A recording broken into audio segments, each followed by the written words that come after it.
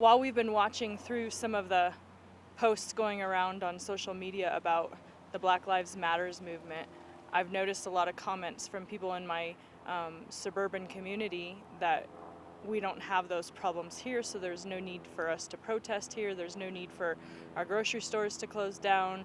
There's no need for us to react on the level that there's getting a reaction around the country. And I felt like we had a voice because we've experienced some of the racial comments towards our family over the last 10 years, living in Parker, Colorado, in Douglas County. Douglas County is 82% Caucasian with a 1.49% black population.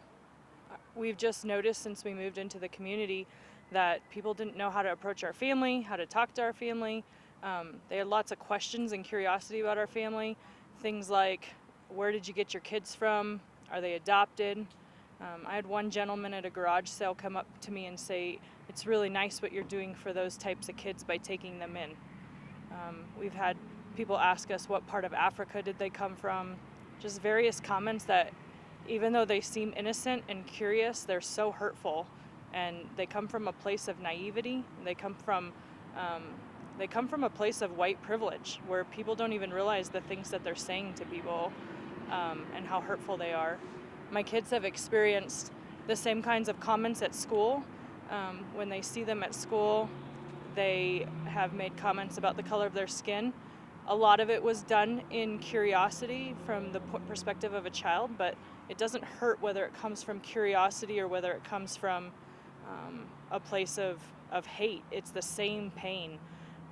They've been asked if their skin had chocolate milk poured on it. They've been told they could go roll around in the snow and get the brown off their skin.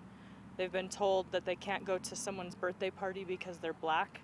They've been told they can't play goalie because that's only for white kids. They've been told that they can't sit at a certain table, that it was only for white kids. They've been told that they've been called the N-word, which was the most painful part of any of our journey, was the day that the N-word got dropped on my 6th grade son. They have faced more than they should have to face. They should be able to go to school and not be judged by the color of their skin or have comments made to them because of the color of their skin. When my oldest was in 2nd grade, I got a phone call from the teacher about a month into school. The kids had been studying the Civil War in class. So it was new vocabulary for the kids, new vocabulary about slaves, about the difference between black people and white people. And as they were observing and looking around the room, they noticed and saw the differences in people's skin color, maybe for the first time. Maybe they hadn't been educated on that at home yet. But they took that to the playground, and they were playing a game at recess called Civil War. They were calling it Civil War. And the white boys who were friends with my son decided that he should be the slave because of the color of his skin. So using like a jump rope from the classroom, they had tied a leash around him and were leading him around the playground playing slave with him. And she was the one who discovered it, and she was mortified and called me to tell me that she didn't know what she was going to do about it or how to handle it, but just to let me know that it was not okay, and they would stand up for it, and they would do their best to change the thinking of the minds of the kids in the classroom. That same year, she brought all the 2nd grade classes together, and she used the analogy of a white egg and a brown egg. She put all the kids in front of her and asked them the difference between the white egg and the brown egg. And of course, they just said the colors were different. The shape was the same, and when she cracked them open, they saw that the inside was the same as well.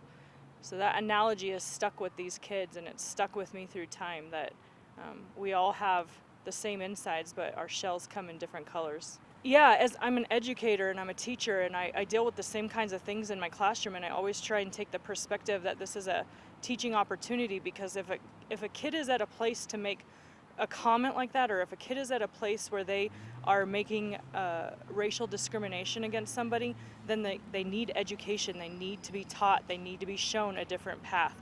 So honestly, it's never angered our family. It hurts, but it has never angered our family. We've always taken it as an opportunity to teach and educate others that these kids are no different than anyone else. We're all the same. I mean, I'm white, my husband's black, my kids are brown. We still live our life no differently than the neighbors next door to us in our community. I have this really unique perspective as a white woman because I was raised no different than most of the white people in this community, and I know the white privilege I've lived my own life with. And it wasn't until I was married to a black man that I began to see what he experiences and what he goes through.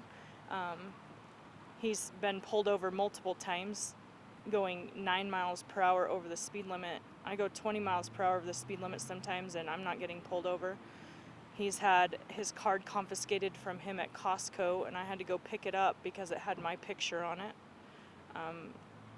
When we flew into our country, we had the same thing in our suitcases, and his got confiscated, and I walked right in with them. There's tangible things we experience all the time, and I didn't see it until I saw it through the lens of being married to it.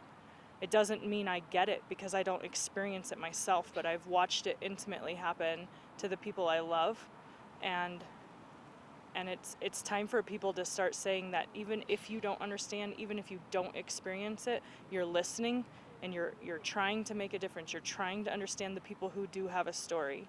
You have to hear the people who are saying it's not okay anymore, that they've endured this long enough, and you have to open your mind to think, what have I done? What little innocent comments have I made? What prejudices have I taken into conversations with people of other ethnicities? What assumptions have I made based on the color of someone's skin or the culture that they come from or the way they live their life? If you're sitting there listening and you think that your kids would not make these comments towards my kids, neither did the parents of the kids who made them. We all think our kids are beyond that. We all think that our culture has arrived at this place where we're accepting each other.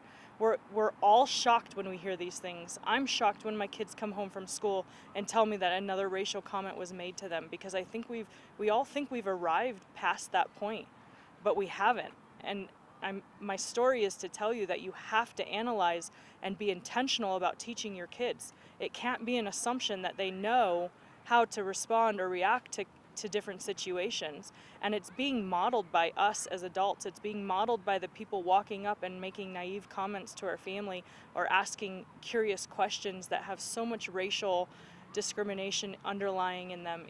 Even with well-intentioned people, it comes off so painfully to the people who receive it. Not everything my family experiences is difficult or painful. These are isolated instances over, a 12-year period since we had our kids. And this community, this Parker community, has been so loving to our family. They have been there for so many things for us and surrounded our family in so much love. The typical comments we get from people is how beautiful our family is and how special and unique our children are. So I don't want anyone to think that we just experience racism, because we really don't. They're isolated instances, but they're the ones that stick with you over time because of the pain that they bring.